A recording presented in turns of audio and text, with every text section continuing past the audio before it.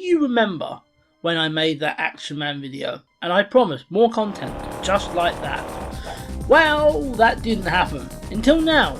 Now we're finally looking at another game. Once more, we're taking a game from my childhood and seeing how it holds up. And this game is one that is pretty close to my heart. This game is Harry Potter and the Philosopher's Stone. As a child, I just loved this game.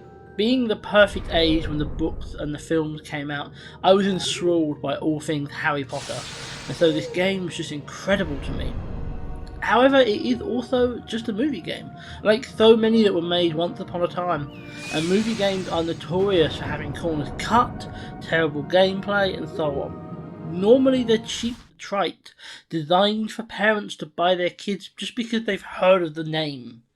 They're not normally bought by gamers, and they're not normally any good. Is this the same though?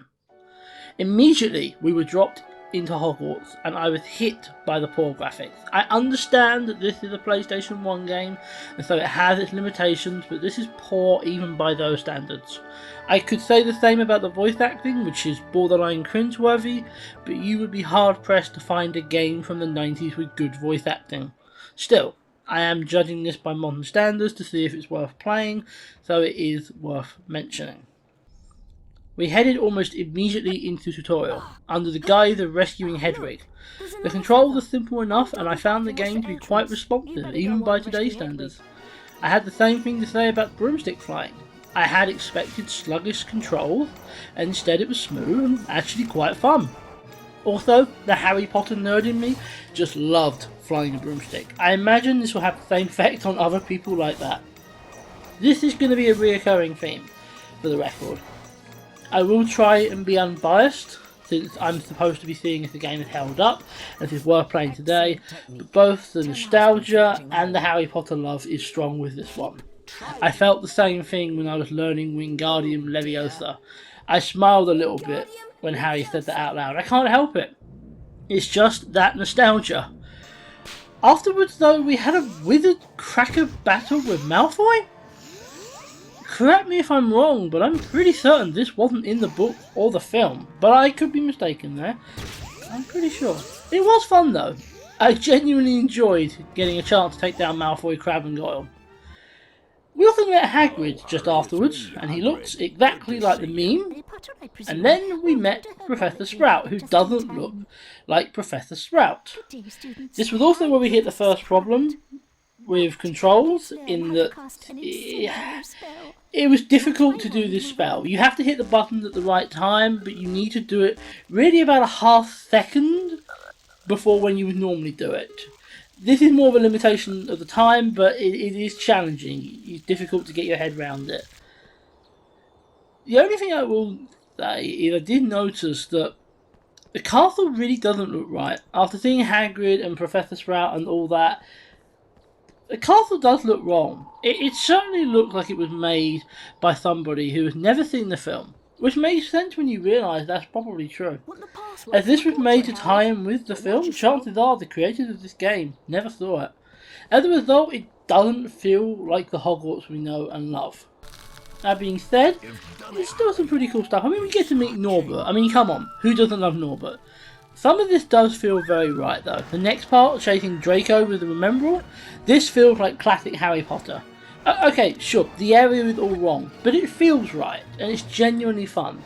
Then we go from that to the Quidditch pitch, we get thrown into our first game of Quidditch, and oh yes, this is Harry Potter. Looks good, feels good, plays well.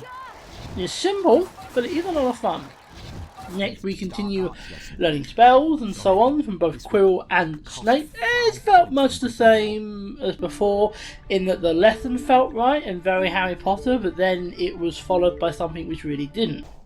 Also the trolls were a bit of a pain. I'm just putting that out there. And Peeves. What can I say about Peeves, other than the fact that this area was a real pain in the arse? This is one of my least favourite parts of this game, although I will say it is nice to see Peeves included in this game considering he was cut from the film. I don't know if he makes the other games, but it's good to see him in this one. We got our final spell from McGonagall, which was easy enough. It's a bit like Incendio, which had the same control problems, but at this point I'm kind of used to it, so it's fine.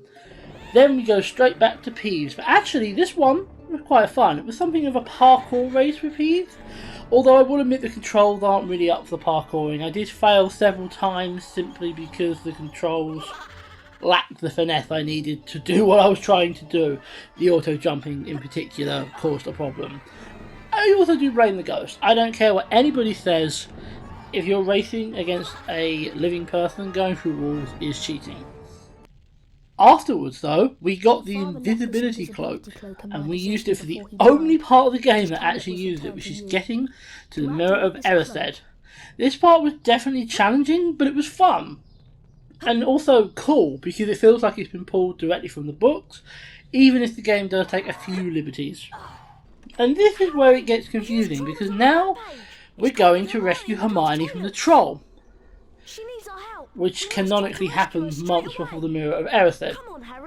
Yeah, this is completely wrong and threw me off for a bit. Dealing with the troll itself, both the running away and fighting it in the girls' bathroom, was both fun and challenging, but this should have happened earlier in the game. But don't worry, it gets even more confusing, because now we're off to Diagon Alley. So under the guise of getting stuff for Norbert, but even so, we should have started the game here. This is the second half of the school year, this is sort of April, May kind of time, and that's just confusing. The games themselves and the minigames and so on are fun to do. Even if Gringotts was challenging and took me a while to get right, it's pretty ruthless to say the least. Oh, and that goddamn blue bird you have to get feathers from? No, just no. Worst part of this game easily. Afterwards, we get to finally help Norbert escape from the castle and off to Romania, which is just a cutscene. That's disappointing, but oh well. However, we are now getting punished by going to the Forbidden Forest and discovering Voldemort drinking unicorn blood. This felt cool, and like a real part of the film or books, and I was expecting some kind of boss battle of some kind. This would have been a good place for one, even if it wasn't canonically correct. But for once, this game actually stayed canonically correct, and it was just a cutscene. I was disappointed, but we don't have the time to be disappointed, because now we've been thrown into getting the Philosopher's Stone. I actually like how Fluffy looks in this game, and it's quite cool that we actually get to put him to sleep rather than it just being a cutscene, because that would have been easier. The Devil's Snare is a bit more difficult, and you will have to try a few times to get it, but it didn't take me too long. Catching the key with the broom was exactly as it should have been. My inner Harry Potter nerd was very, very happy at that. Wizard's Chest is a weird one, because it's not chess at all. You have to get all the pieces to destroy each other, regardless of colour.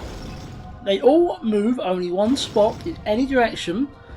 This just isn't chess at all. Did they assume kids can't play chess and wouldn't understand it? Whatever the reason, it's a confusing and disappointing decision. But from there we go on to more stuff that wasn't in the film. First we had Quills Trial, which was the troll, and then Snape's Trial, which is the potion. Obviously these are different from the books because they had to be, but it's nice to see they get some love, and if you've only seen the film, you may not have even known these existed. Now, with that trial done, we're finally at the mirror. No, we're not. We're going to fight some suits of armour and then a giant suit of armour. Why? Why is this a thing? Why does it exist? What is the point of it? It doesn't need extending. These trials have been going on for long enough, and this doesn't add anything. Whatever. We blasted through and we got to the boss. Let's take on Lord Voldemort.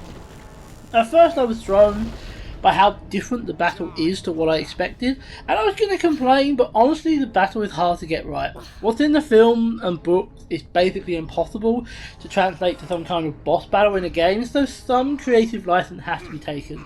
If you look at LEGO Harry Potter Years 1 to 4, which is a fantastic game, they did the exact same thing. They changed it up massively to make it work, and that's completely fair.